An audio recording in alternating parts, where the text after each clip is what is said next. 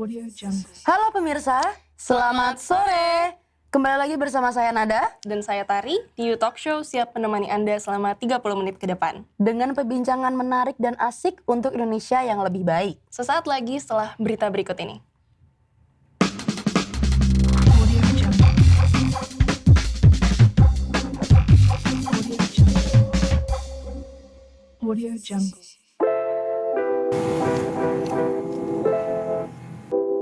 Halo pemirsa, kembali lagi di You Talks. Kali ini kami mengunjungi sebuah kafe bernama Patamanan Coffee yang berada di Jalan Haji Umar nomor 51, Pondok Aren, Tangerang Selatan, Banten.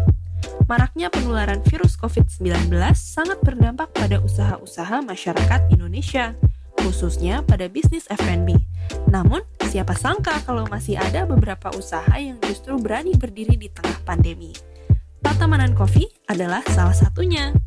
Kafe bernuansa taman ini baru dibuka sejak akhir tahun 2020 lalu. Simak terus ya. Oke, jadi Patamanan ini sebenarnya kita buka dari awal Desember. Kita bikin itu takes like 2 months dari bulan Oktober ya, Oktober, November. Nah kita Desember itu mulai running. Dan kenapa gue buka di masa pandemi? Sebenarnya gue nggak mau buka di masa pandemi. Gue tuh rencana dari akhir tahun 2019 dan gue rencana bangun tuh awal 2020. Cuma karena tiba-tiba COVID jadi uangnya banyak alokasi. Tapi benefit yang gue dapat dari buka di tengah pandemi ini adalah semua peralatan murah. Gue bisa nge-cut budget tuh sangat-sangat banyak sebenarnya. Mesin let's say mesin gue itu 75 juta misalkan ya. Dan gue dapat cuma 38. Banyak banget soalnya. Banyak yang bangkrut dan banyak yang mau buka. Ini sebenarnya opportunity banget kalau lu semua yang mau buka coffee shop gitu. Nah, itu ngomongin tentang experience. Experience gue juga masih sebenarnya belum banyak. Kendalanya itu adalah gue susah untuk nyari investor awalnya. Tapi gue punya prinsip kalau misalkan konsep gue bagus, semuanya bagus, ya nggak akan sulit nyari investor gitu. Dan kadang tuh kita nggak harus pakai modal sendiri.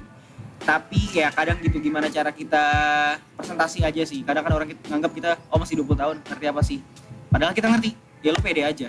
Itu sih yang gue pelajarin waktu itu.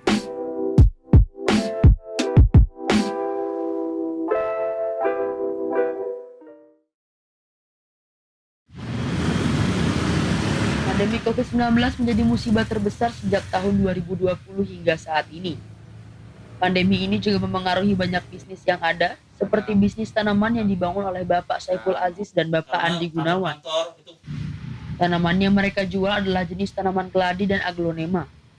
Bisnis tanaman yang sudah mereka bangun selama 4 tahun ini sempat mengalami penurunan pembeli yang sangat drastis sejak bulan Januari hingga bulan Agustus tahun 2020. Pada masa kritis tersebut, mereka mengatur bisnisnya dengan tetap membeli tanaman pada saat pandemi menyerang karena harga yang sedang murah dan merawatnya hingga saat ini. Januari sampai dengan bulan Agustus, September itu kita 0% tidak ada pelanggan sama sekali. Kita ingat banget ketika pertama kali dibuka 2019, kita bangun awal, pandemi datang, sampai tanggal Agustus itu tidak ada pelanggan sama sekali. Dan itu sangat berat sekali. Saat pertengahan pandemi, tanaman menjadi hal yang digemari banyak orang dan hal tersebut sangat menguntungkan bisnis tanaman mereka, sehingga pembeli pun meningkat, begitupun harga tanaman yang meningkat pula. Selain dengan membeli tanaman baru, mereka juga menyebarkan informasi tentang jual tanaman ini lewat media sosial yang mereka punya guna memasarkan tanamannya. Hal ini juga termasuk bagaimana mereka mengatur bisnisnya di masa pandemi. Alhamdulillah malah untuk penjualan di pandemi karena orang tuh di rumah aja kan. Nah, dia bingung mau ngapain. Nah, disitulah kita tukang tanaman lumayan omsetnya agak lumayan banyak. Nabila Nadazera, Tangerang Selatan, melaporkan. Pandemi COVID-19 membuat beragam profesi untuk beradaptasi dengan kehidupan new normal di saat pandemi seperti ini. Salah satunya musisi, pembatasan kerumunan massa atau social distancing menghambat para musisi untuk melakukan gelaran musik yang mengundang banyak orang. Yang berdampak pada pemasukan para pekerja seni. Meski new normal dilakukan, belum ada kejelasan pasti untuk nasib para musisi. Apalagi untuk para musisi kecil di Indonesia. Oleh karena itu, gelaran musik dapat dilakukan secara virtual. Namun, apakah musisi kecil di Indonesia akan mendapatkan keuntungan melalui gelaran musik secara online? Hari demi hari sangatlah berbeda bagi Fandi Fanzuri, selaku bass dari grup band The Kafu. Dalam 10 bulan terakhir ini, sejak pandemi yang melanda Indonesia, semua jadwal manggung grup band The Kafu pun dibatalkan. Fandi dan bandnya yang biasanya bisa manggung sebulan sekali, kini lebih banyak menghabiskan waktu di rumah saja. Nah, itu dia pemirsa berita terkait kehidupan di masa pandemi. COVID-19 telah mengubah kehidupan masyarakat di seluruh dunia. Banyak hal yang terpaksa hilang dan berubah karena maraknya penyebaran virus ini. Berbagai bidang seperti bisnis bahkan musik juga terdampak. Maka dari itu, kami akan membahas kehidupan di masa pandemi bersama dua narasumber yang sangat berpengalaman dan siap membagikan pada pemirsa pada hari ini. Waduh, narasumber ya. Kita punya dua narasumber spesial hari ini pemirsa. Nah, yang pertama ini narasumber kita adalah Mbak Aisyah Safira yang biasa dipanggil Mbak Sasha. Beliau adalah seorang owner dari startup K-Drama Merch IDN yang merupakan bisnis online merchandise Korean drama. Waduh, Korean drama. Ini rasa-rasa mau membelinya tuh meningkat ya. Sangat gitu ya, Nada. Waduh, apalagi K-drama lagi up banget ya Iya, sejak tahun 2020. Kalau narasumber kita yang kedua ada siapa, Tari? Tahan dulu nih, tadi kan kita udah narasumber pertama udah drama Korea. Kalau Drama sekarang gaya hidup musik itu sudah digemari semua orang. loh, Nada, Betul kan? banget. Nah, kita mengundang narasumber kedua yaitu Mas Grahan Bill Sonrus yang akrab dipanggil Mas Sonrus. Mas Sonrus ini adalah seorang musisi profesional yang sudah menjadi pianis handal sekaligus guru privat piano. Nah, dari kedua narasumber kita nih, Nada, gimana menurut Anda? Keren banget gak sih? Kayak dua-duanya ini handal di bidangnya masing-masing. Makin gak sabar Iya, untuk dan berbincang yang gitu. lebih kerennya lagi, mereka ini dua-duanya masih sama-sama menjalani kewajiban sebagai mahasiswa. Mahasiswa, Iya, betul. seperti kita ini Tari mahasiswa. Wah, Masih semakin gak seumuran sabar ya untuk sama mengorek lebih dalam bagaimana Betul kehidupan banget. mereka. Betul banget. Jadi mahasiswa, di samping itu mereka menjalani profesinya. Iya, betul. Oke, tapi tahan dulu pemirsa, akan segera kita panggilkan narasumber hebat kita sesaat lagi ya pemirsa. Tetap bersama kami di You Talk Show.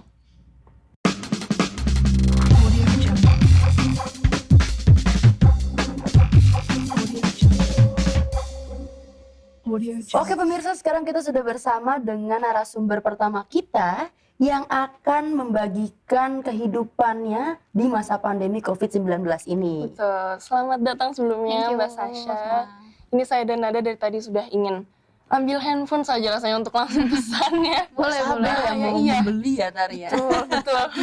Tapi tahan dulu nih, sebelum kita ngobrol lebih lanjut dengan Mbak Sasha, kita akan melihat dulu bagaimana situasi kedai kopi yang masih beroperasi, yaitu Stay Santuy di daerah Kosambi, Cipondoh, Tangerang. Betul, Nada. Saat ini kami sudah mulai tersambung dengan Saudara Fajar Saputra di Cipondoh, Tangerang Kota. Halo Fajar, apakah sudah mulai tersambung? Ya, bagaimana Saudara Fajar situasi di sana? Oke Utari, terima kasih. Ya, sekarang saya sudah berada di kedai kopi Stay Santuy, Cipondoh. Seperti yang kita tahu, pandemi COVID-19 belum berakhir, menyebabkan beberapa sektor seperti bisnis mulai berjalan tidak lancar. Contohnya seperti kedai kopi Stay Santuy yang terletak di Cipondoh. Nah, sekarang kita langsung saja mewawancarai pemilik dari kedai kopi ini, Reno Dwi Chandra. Mas Reno, apa sih motivasi Anda membuka bisnis di saat pandemi? Di saat pandemi, pertamanya sih sebenarnya karena iseng. Jadi di rumah saya itu sering ada anak-anak buat nongkrong di rumah. Ya hampir setiap hari sih. Terus kemudian kan saya juga nggak ada kegiatan yang tadinya ada bisnis yang lain karena pandemi ini sepi. Jadi saya coba buat kedai kopi karena yang lihat peluang lah. Oke. Gara-gara sering pada nongkrong di rumah. Terus, Jadi buka sendiri? Buka sendiri. Oh, oke. Gitu aja berarti ya. Nah, terus dari dampaknya itu sendiri ke bisnis Anda itu apa? Kalau dampak sih banyak sih sebenarnya. Kayak contohnya itu kan ada batasan waktu jam. Batasan waktu jam itu kan sampai jam 7 aja boleh buka. Setelah itu boleh buka lagi sampai jam 9 tapi cuma take away. Oh, cuma take away. Kemudian juga ya dari bulan 1, bulan 2, bulan 3 itu berasa lah penurunannya. Karena dampak Covid ini orang nggak ada yang keluar dan apalagi di daerah kompleks saya ini udah banyak yang kena. Jadi makin nggak ada yang keluar lah gitu. Nah, jadi itu tadi wawancara saya bersama kedai kopi Stay Santuy. Fajar Saputra melaporkan Tangerang Selatan. Ya, terima kasih Fajar. Itu dia ya pemirsa, laporan dari situasi bagaimana kedai kopi di daerah Tangerang Kota masih terus beroperasi selama pandemi ini. Oke, tadi kita sudah melihat laporan langsung dari rekan kami Fajar di Tangerang. Sekarang kita akan langsung ngobrol nih dengan Mbak cantik di sebelah Tari. Halo Mbak Sasha, apa kabar? Halo, baik. Baik ya, alhamdulillah. Nah, sebenarnya kita di sini mau bertanya-tanya nih tentang K-Merch IDN ini nih. Sebenarnya apa sih K-Drama Merch IDN itu dan kenapa ada ide untuk membuat bisnis ini? Sebenarnya usaha ini aku baru mulai di November 2020. Awalnya itu karena aku emang hobi nonton Korea drama gitu kan, series, TV show dan lain-lainnya gitu. Terus berangkat dari hobi, akhirnya ngelihat bahwa ada kesempatan, belum ada nih yang mulai merchandise yang mungkin bisa dibilang selera yang ada di pasaran gitu, terus belum ada juga. Akhirnya aku mulai aja karena lihat opportunity-nya gitu. Berarti kita harus sebagai anak muda nih yang udah tahu zaman sekarang kayak gimana, di media kayak gimana, yang lagi trending apa aja, harus pinter-pinter mencari peluang ya. Dan bahkan di masa pandemi seperti sekarang ini, ternyata masih bisa loh mencari opportunity yang baik. Dan hobinya tadi nonton K-drama, series ya. Dan ternyata hobi yang biasa orang pandang sepele itu bisa menghasilkan juga. Nah itu teman-teman, ternyata sebuah hobi, sebuah kesukaan, sebuah kegemaran itu nggak cuma bisa dijalani aja. Dan kalian juga nggak bisa meremehkan kegemaran orang tersebut yang suka apa yang menurut kalian sepele ternyata menghasilkan seperti Mbak Sasha ini ya. Ada bisa menghasilkan. Karena kan aku sendiri juga sebenarnya merchandise tapi khusus untuk di Korea itu sendiri, komunitas. Tuh. Oke. Berarti kan tadi Mbak Sasha ini masih muda ya, masih mahasiswa. Di usia yang masih muda ini dengan pengalaman yang belum sebanyak orang-orang di luar sana lah, orang yang 30 tahun, 40 tahunan sudah memiliki bisnis seperti itu juga. Ada nggak sih Mbak kesulitan-kesulitan yang Mbak Sasha ini rasakan selama menjalani usaha K-Drama Merch IDN ini? Sebenarnya kesulitannya itu lebih ngebalancein kehidupan mahasiswa sama punya usaha juga gitu kan. Apalagi kemarin tuh pas lagi semester 5 lagi hektik banget kan, semester 5 itu banyak tugas, project lah segala macem. Terus kemarin juga aku sempat ikut ada lomba juga, terus udah lomba, udah kuliah, terus ngurusin usaha di mana usahanya juga ngerintis, belum punya karyawan gitu kan. Jadi semua serba sendiri, desain, marketing, supplier, ngubungin ke supplier, kontak supplier gitu kan. Sampai customer service semuanya all at once aku sendiri gitu. Jadi lebih ke time manajemennya. Jadi semua job desk yang harusnya dilakukan oleh banyak orang, Mbak Sasha lakukan sendiri, termasuk desain, marketing semua. Karena masih sendiri, masih ngerintis lah ya. Sebenarnya wajar banget sih. Iya, tapi untuk mahasiswa dan sudah memulai bisnis itu menurut aku adalah hal yang sulit ya untuk dilakukan gitu kalau nggak ada niat ya kan, dan waktunya bisa menyeimbangkan, sedangkan mahasiswa itu kehidupannya juga lumayan hektik ya, dan kesibukannya juga banyak banget kalau mahasiswa yang ada. Benar. Hebat sih, wah permisan bisa dicontoh nih. Iya betul. Mbak Sasha ini ya. Kemudian nih kan lagi pandemi nih ya Mbak, dampak apa sih yang dialami oleh Mbak selama menjalani bisnis? Dampaknya bisa dampak ke positif atau negatifnya sih? Positifnya sih karena new normal ini kan lebih banyak waktu di rumah gitu kan. Terus lebih banyak ngulik, lebih banyak explore, terus lahirlah bisnis ini gitu. Yang padahal tadinya cuma suka doang, akhirnya ternyata dibaliknya ada bisnisnya gitu kan. Itu sih satu, lahir dari situ. Terus makin banyak waktu aku jadi explore. Oh ternyata marketnya nggak cuma ada di sini aja, ternyata di luar juga ada gitu. Terus akhirnya bisa kolaborasi, punya network baru gitu kan. Terus hype juga kan kayak drama itu di 2020 bahkan sampai sekarang pun juga masih panjang gitu. Wah, keren ya. Sesuatu insight yang baru ya ternyata ya. Iya, sama-sama belajar sih sebenarnya, masih belajar juga. Iya, betul. Oke. Kemudian dari tadi yang Mbak sudah ceritakan itu baru selama pandemi ini ya, dari tahun 2020 pertengahan atau akhir berarti November sih jatuhnya. Akhir ya. Itu kan belum cukup lama ya Mbak. Benar.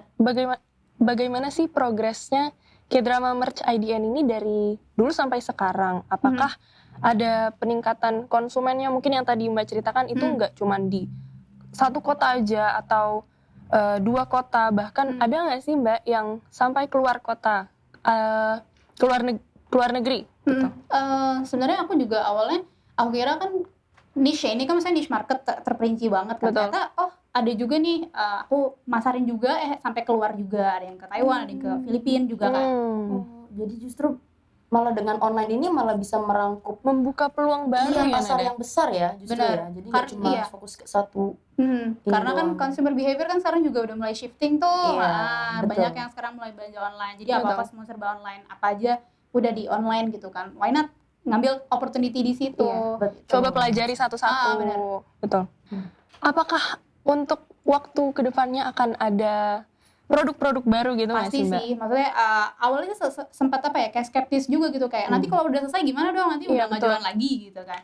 Cuma aku sempat kepikiran itu juga, cuma dari situ justru jangan jadi barrier, tapi nyari lagi nih, oh di balik itu sebenarnya ada loh drama-drama yang lain, atau karena kan kalau drama itu orang kan sifatnya kayak komunitas ya, Betul. maksudnya orang tuh udah attach gitu. Kalau misalnya kita udah suka sama sesuatu, pasti kan akan mau terus beli, apalagi nih yang nggak ada, apalagi ini yang nggak ada. Iya. Nah, enaknya sih itu sih.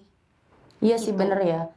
Dan ternyata banyak banget yang bisa diambil loh dari Iya, ceritanya Mbak Sasha ini loh. Betul. Keren ya. Keren sekali. Waduh. Tapi pemirsa jangan kemana-mana dulu nih, karena kita masih ada satu narasumber yang nggak kalah hebat, nggak kalah berbakat dari Mbak Sasha. Tapi akan kami panggil setelah pesan-pesan berikut ini. Tetap bersama kami di U-Talks.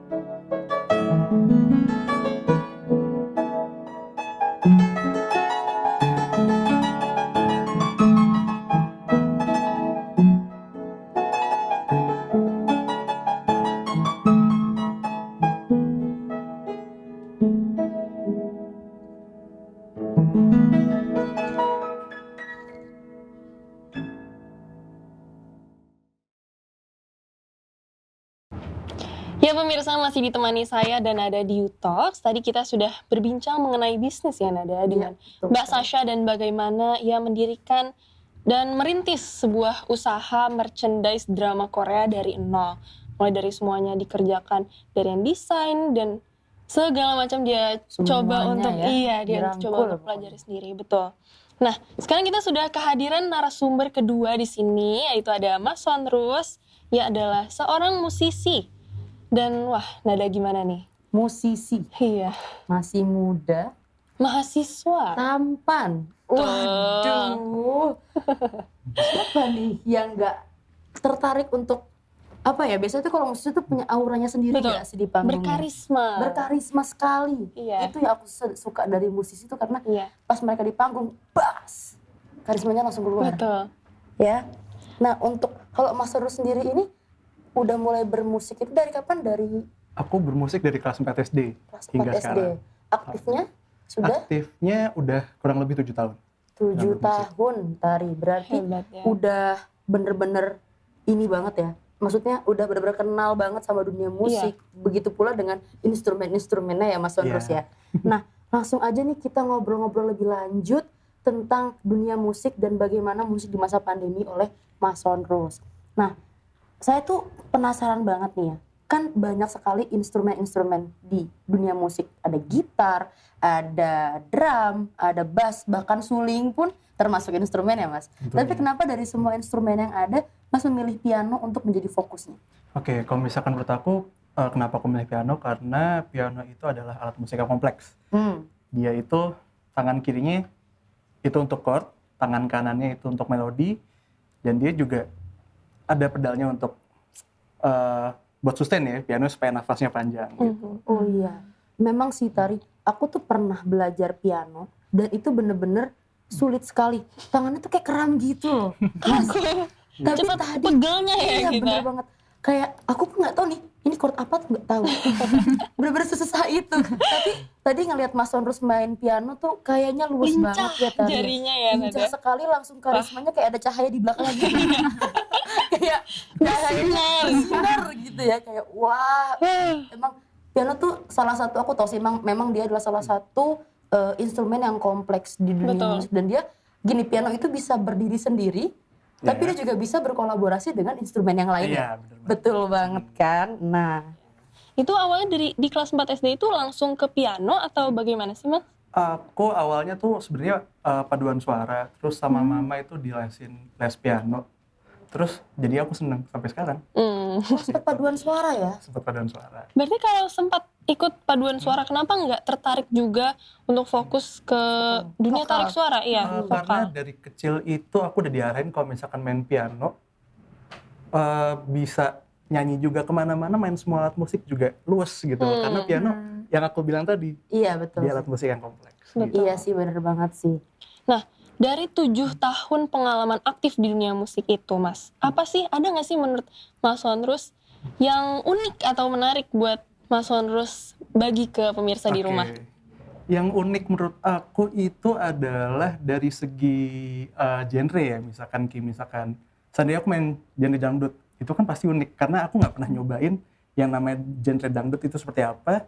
Terus pop itu kadang ada yang sedih, ada yang senang. Nah, gimana kita nyari poin uniknya supaya orang suka, oh nih jadi ada nada-nada yang unik gitu. Orang dengernya juga suka. Musik tuh se-diverse itu dan emang seluas itu. Musik tuh nggak bisa jadi patokan untuk Bagus ini atau bener tidaknya, atau benar enggaknya. atau tidaknya, betul. Gitu. Nah, kalau dari persepsi seorang profesional seperti Mas Sonrus nih di bidang musik, menurut Anda sendiri, apakah nih orang awam yang bener-bener buta nih sama musik nih, yang bener-bener nggak punya latar belakang bermusik, bisa nggak sih terjun dan belajar ke dunia musik itu sendiri? Oh bisa banget ya, karena orang itu belajar mau dari umur 0 sampai orang tua pun juga semuanya bisa belajar musik. Karena kalau misalkan kita nggak belajar dari sesuatu yang kita suka, pasti kan kita juga nggak akan suka gitu. Sedangkan musik pasti universal banget, semua orang pasti suka. Dan emang nggak ada kata tidak bisa untuk belajar hal baru ya Mas Sonrus ya. Mau apapun itu kita bisa belajar dari Betul. nol. Aku mau nanya boleh nggak? Oh iya, silakan Mbak Sata. Kan tadi sempat ngobrol-ngobrol, katanya sempat kayak ngajar juga ya, private juga. Itu awalnya gimana tuh, kayak serius mau di bidang ini gitu, akhirnya memutuskan. Oke, jadi kenapa sih aku ngambil privat? Karena basically tuh aku emang suka anak kecil kan.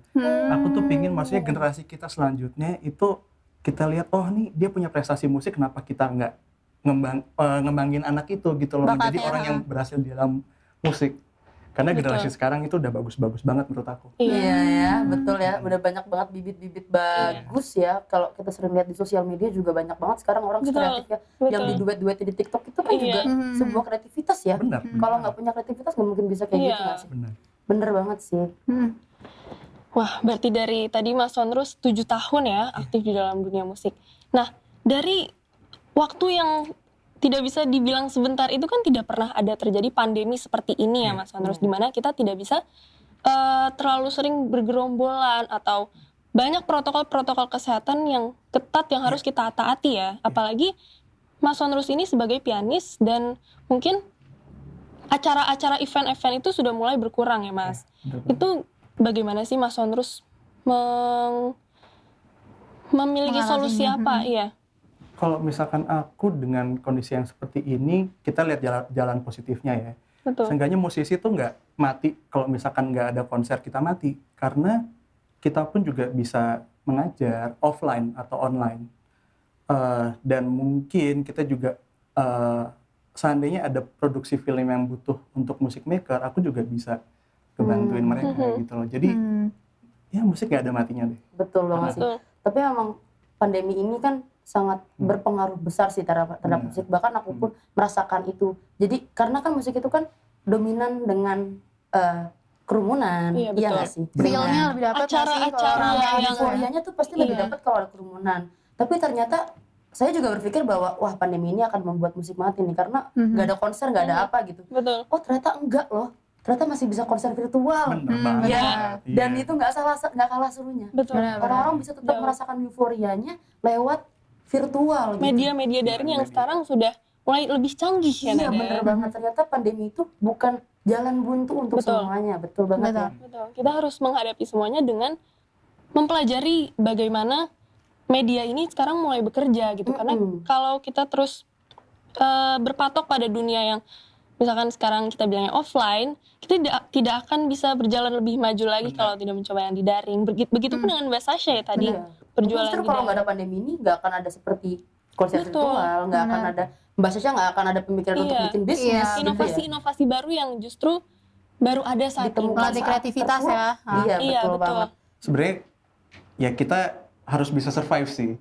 Karena kalau misalkan kita ngandelin satu bener-bener offline, ya kita nggak bisa survive di bidang betul. situ gitu loh. Jadi seenggaknya yang tadi aku bilang, kalau misalkan kita bisa ngerjain musik untuk film, jalanin. Online, kita ngajar jalanin. Offline ya juga jalanin. Tapi kita harus mikirin protokol kesehatan juga. Iya, betul. Jangan sampai lupa protokol kesehatan pokoknya saat ini. Oke. Nah, mungkin ini pertanyaan yang bisa Mas Onrus ceritakan dengan dari 7 tahun pengalaman itu, ada nggak suka dukanya di dunia terjun di dunia musik itu?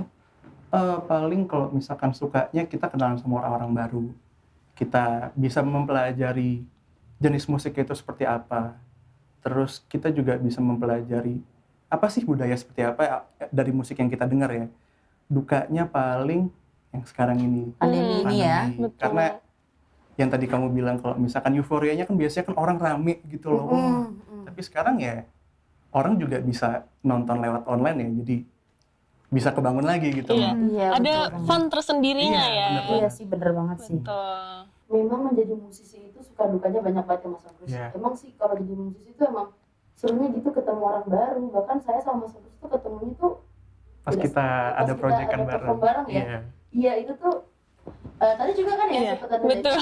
akhirnya makin memperluas relasi Iya. juga gitu. Cuma memang dukanya pandemi ini. sih. Tapi yang tadi itu teman-teman, pokoknya jangan sampai kita putus asa karena adanya pandemi ini karena Betul. itu bukan berarti akhir dari semuanya. Iya. Selama kita pintar mencari peluang dan giat belajar, tidak akan ada habisnya itu inspirasinya. Nah, Mas Onrus, ada nggak sih tips-tips nih untuk musisi-musisi pemula di rumah yang udah merasa jenuh dan nggak berkembang atau kehilangan inspirasi nih karena terjebak oleh pandemi? Oke. Jadi tips dari aku adalah kita coba aja nonton musisi yang kita suka. Kita lihat dari cara manggungnya, dari musik yang kita dengar. Karena kenapa? Kalau misalkan kita nggak lihat dari musik yang kita suka, pasti kita nggak akan ke-trigger. Gitu.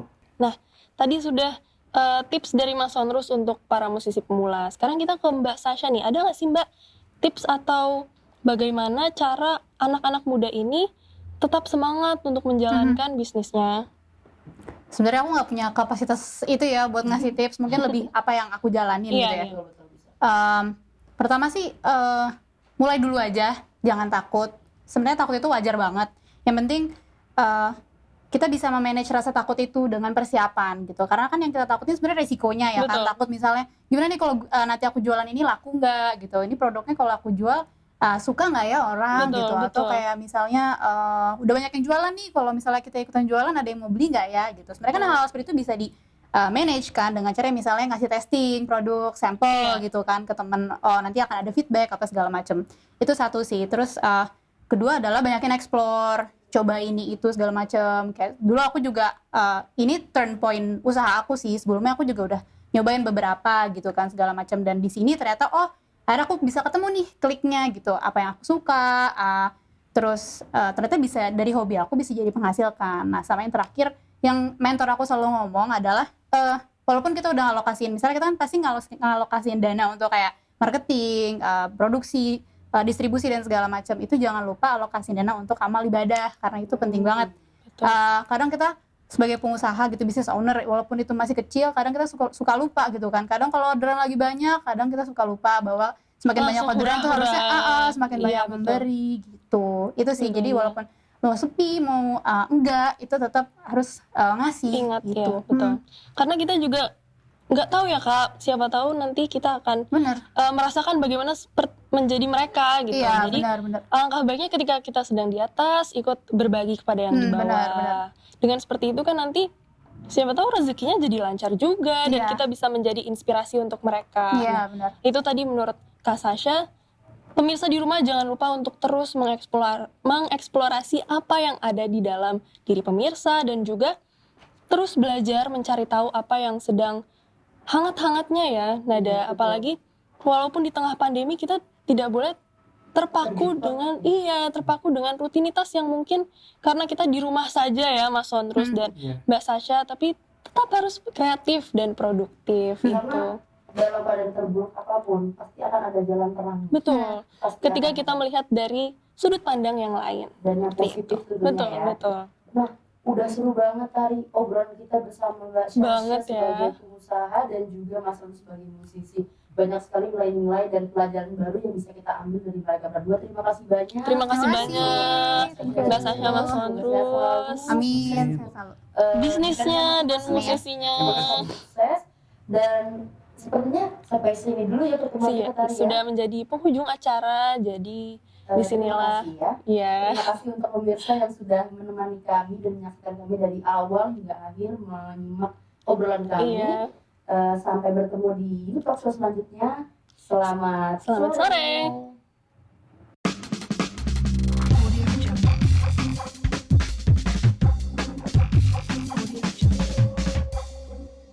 Audio Jungle.